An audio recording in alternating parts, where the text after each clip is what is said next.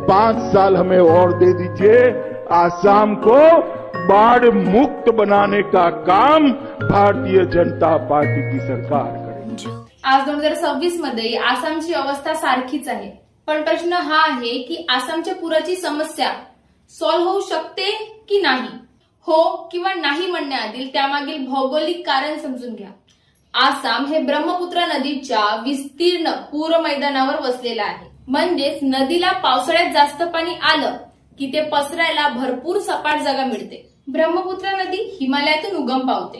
हिमालयातील बर्फ वितरून आलेलं पाणी तिबेट, भूटान, अरुणाचल प्रदेश आणि ईशान्य भागातील अनेक उपनद्यांचं पाणी एकाच वेळी या नदीत मिळतं. हिमालय हा तरुण पर्वतरांग असल्यामुळे तिथे मोठ्या प्रमाणात माती आणि गाळ वाहून येतं. हा गाळ नदीच्या तळाशी येऊन साचतो आणि नदीची जागा उथळ होते आणि काही वेळातच काठ ओलांडून पूर येण्याची शक्यता वाढते.